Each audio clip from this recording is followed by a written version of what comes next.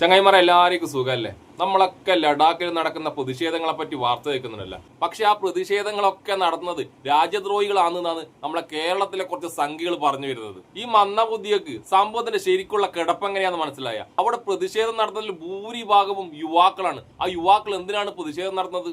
അവിടെ ജോലിയില്ലായ്മയും വിലക്കയറ്റവും ഭയങ്കര രൂക്ഷമാണ്. അവിടെ പ്രക്ഷോഭം നടത്തുന്നവരെല്ലാം രാജ്യദ്രോഹികളാന്ന് പറഞ്ഞ ഈ സംഖ്യയിലൂടെ ഞാൻ പറട്ടെ, അവിടെ 2 വട്ടം, ഇപ്രാവശ്യം ഇതിനു മുന്നിലെ 2 വട്ടം ലോക്സഭയിൽ BJP ആണ് വിജയിച്ചത്. ഇപ്രാവശ്യമാണ് അവിടെ ഇൻഡിപെൻഡന്റ് സ്ഥാനാർത്ഥി, സ്വതന്ത്ര സ്ഥാനാർത്ഥി വിജയിച്ചത്. കോൺഗ്രസും അവിടെ ജയിച്ചില്ല കേട്ടാ. ഇപ്രാവശ്യം ഇൻഡിപെൻഡന്റ് സ്ഥാനാർത്ഥിയെ വിജയിച്ചത്. അപ്പൊ കഴിഞ്ഞ 2 വട്ടവും BJP-നെ വിജയിപ്പിച്ചവർ തന്നെയാണ് ഈ പ്രതിഷേധത്തിന്റെ ഭാഗമാകുന്നത്. അപ്പൊ ഈ BJP-നെ വിജയിപ്പിച്ചവരൊക്കെ രാജ്യദ്രോഹികളാണെന്ന് സമ്മതിക്കാൻ പറ്റുമോ ഈ കേരളത്തിലുള്ള ചാണക സംഖ്യക്ക്?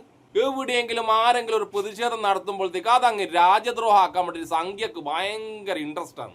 ഈ ലഡാക്കിലെ ജനങ്ങളെ പറ്റി കേരളത്തിലെ സംഖ്യക്ക് എന്തെങ്കിലും ഒരു ബോധവും വിവരവും ഉണ്ടോ? ഇന്ത്യ രാജ്യത്തെ സൈന്യത്തിന് ഏറ്റവും കൂടുതൽ സഹായം ചെയ്യുന്ന ഒരു ജനതയുണ്ടെങ്കിൽ അത് ലഡാക്കിലെ ജനതയാണ്. അവിടെ ഏറ്റവും കൂടുതലുള്ളത് ബുദ്ധന്മാരാണ്, അതിനുശേഷം മുസ്ലിങ്ങളാണ്.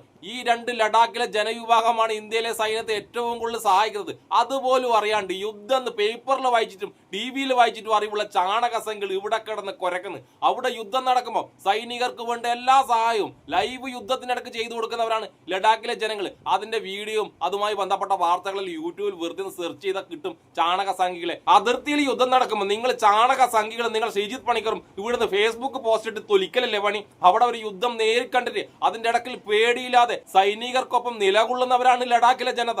ആ ജനതനെ രാജ്യദ്രോഹികൾ എന്ന് വിളിക്കാൻ വേണ്ടി ഉളുപ്പും നാണവും മാനവും ഉണ്ടാ ചാണക സംഖ്യങ്ങൾക്ക്. ഞാൻ പറഞ്ഞില്ല, അവിടെ വിലക്കയറ്റം രൂക്ഷമാണ്. അതിന്റെ കാരണം അവിടെ കൃഷി ചെയ്യാൻ പറ്റൂല. അതൊരു ഹിൽ സ്റ്റേഷനാണ്, നിങ്ങൾക്ക് എല്ലാവർക്കും അറിയാലോ. അവിടത്തേക്ക് പുറത്തുനിന്ന് സാധനങ്ങൾ വന്നു കഴിഞ്ഞാൽ 30 രൂപയുടെ ഒക്കെ സാധനം ഉണ്ടല്ലോ, 100 രൂപക്കും 120 രൂപക്കാണ് അവിടുത്തെ സാധാരണക്കാർ വാങ്ങേണ്ടി വരുന്നത്.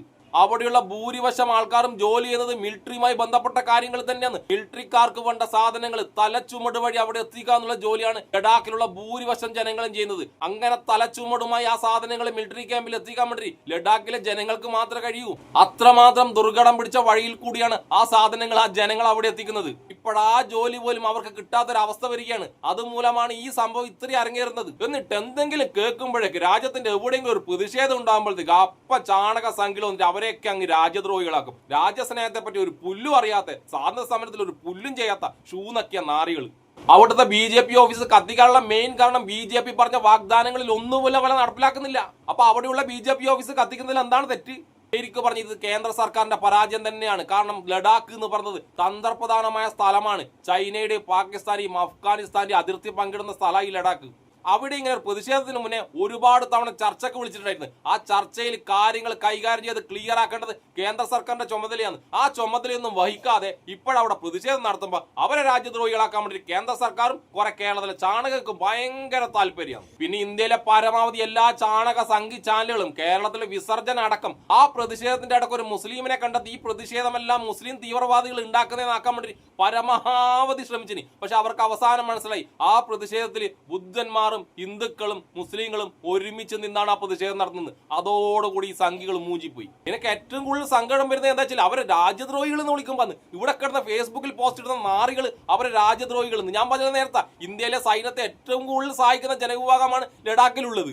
യുദ്ധം പേപ്പറിലും TV-യിലും മാത്രം എഴുതി കണ്ട ഈ പരനാറികളാണ് അവരെ രാജ്യദ്രോഹികൾ എന്ന് വിളിക്കുന്നത്. ഉളുപ്പുണ്ട് ഈ ചാണക സംഖ്യക്ക്. പിന്നെ കുറെ ചാണക സംഖ്യകൾ എന്ന് പറഞ്ഞാൽ അതൊരു ടൂറിസ്റ്റ് സ്ഥലമാണ്. ആ ടൂറിസ്റ്റ് ഏരിയ ഇല്ലാതാക്കുകയാണ് അവിടുത്തെ ജനങ്ങൾ ചെയ്യുന്നത്. ഇനി ടൂറിസ്റ്റുകൾ അങ്ങോട്ട് പോകില്ല.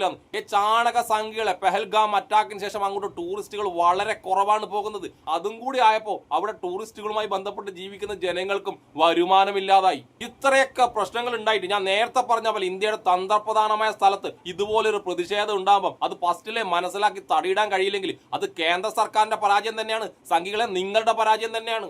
ആ പരാജയത്തെ മറച്ചു കാണിക്കാൻ വേണ്ടി അവിടെ നടക്കുന്നത് എന്ത് രാജ്യദ്രോഹം എന്ന് പറഞ്ഞാലും ചാണക സംഖ്യകളെ അത് ഇന്ത്യയിലെ ജനങ്ങൾ വിശ്വസിക്കൂല. പിന്നെ കുറെ ചാണക സംഖ്യകൾ കൊണ്ട് പിന്നെ അത് രാഹുൽ ഗാന്ധിന്റെ തലയിലിടാൻ നോക്കുന്നുണ്ട്. അങ്ങനെയുള്ള ചാണക സംഖ്യകൾ പുച്ഛവും സഹതാപവും മാത്രമേ ഉള്ളൂ.